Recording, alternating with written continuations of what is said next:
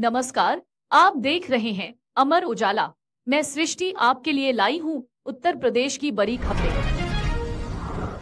All India Muslim जमात के अध्यक्ष मौलाना शहाबुद्दीन रजवी ने आई लव मोहम्मद विवाद पर कहा कि मोहब्बत का इजहार हिंसा या टकराव से नहीं होना चाहिए। उन्होंने पैगंबर इस्लाम की शिक्षाओं पर जोर दिया जो अमन और शांति का संदेश देती हैं। सही तरीके से मोहब्बत का इजहार करना सबसे महत्वपूर्ण है।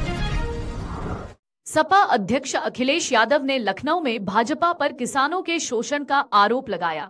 उन्होंने कहा कि सरकार भूमि विवादों में धोखा दे रही है। यादव ने पीडीए की एकता को लेकर भाजपा की घबराहट का भी जिक्र किया। उन्होंने आरक्षण के मुद्दे पर जाति के महत्व को रेखांकित किया। भौतिकी के प्रतिष्ठित प्रोफेसर जीएल मित्तल का बुधवार को निधन हो गया। मेरठ में अपने परिवार के बीच उन्होंने अंतिम सांस ली। शिक्षा जगत में शोक की लहर है। मित्तल ने कई प्रसिद्ध पाठ्य पुस्तकें लिखी और अपने पीछे 2 पुत्र, 2 पुत्रियां और एक समृद्ध परिवार छोड़ा। राष्ट्रपति द्रौपदी मुर्मू गुरुवार को विशेष ट्रेन से वृंदावन पहुंची। उन्होंने ठाकुर बाके बिहारी मंदिर में पूजा अर्चना की और निधिवन में परिक्रमा की।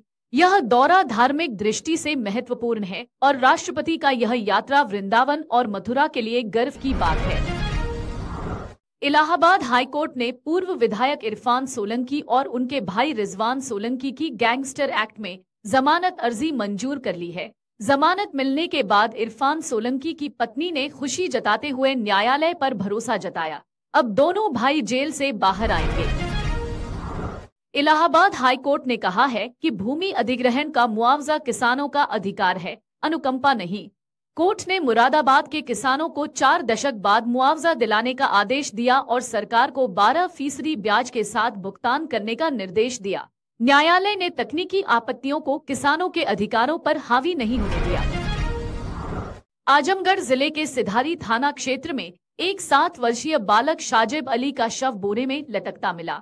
घटना के बाद भीड़ जुट गई और विरोध प्रदर्शन शुरू हो गया।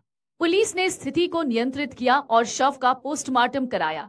परिजनों ने एक परिवार पर आरोप लगाया है। आसपा के राष्ट्रीय अध्यक्ष चंद्रशेखर ने मेरठ जेल में 22 बंदियों से मुलाकात की। उन्होंने कहा कि यदि 7 दिनों में मुकदमे वापस नहीं हुए तो देशव्यापी आंदोलन किया जाएगा। उनके आगमन पर जेल के बाहर भारी पुलिस बल तैनात था और केवल चंद्रशेखर को ही जेल में प्रवेश की अनुमति दी गई। गोरखपुर के गुलरिहा इलाके में बाल सुधार गृह के आसपास रहने वाले लोग परेशान हैं। बाल अपचारी महिलाओं का ध्यान खींचने के लिए अश्लील इशारे कर रहे हैं। स्थानीय निवासियों ने पुलिस को शिकायत दी है, लेकिन हालात नहीं सुधरे हैं।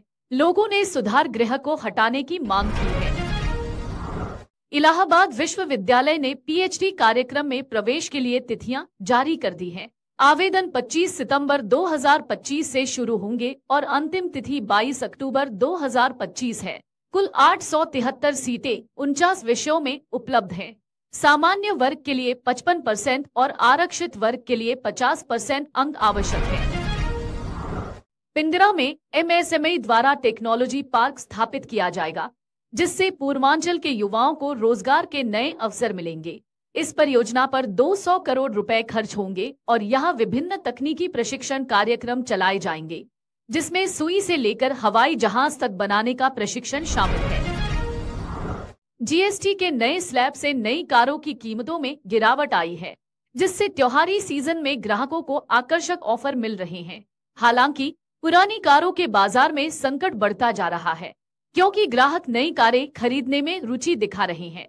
कारोबारियों का अनुमान है कि पुरानी कारों की बिक्री में 50% की कमी हो सकती है। उत्तर प्रदेश के शिकोहाबाद में प्रिंसी कुमारी, जो एक नवागंतुक थानेदार है, ने शहर की समस्याओं का समाधान किया। उन्होंने ट्रैफिक जाम को कम करने के लिए दुकानदारों को निर्देश दिए और जन सुनवाई कर आपराधिक शिकायतें सुनी।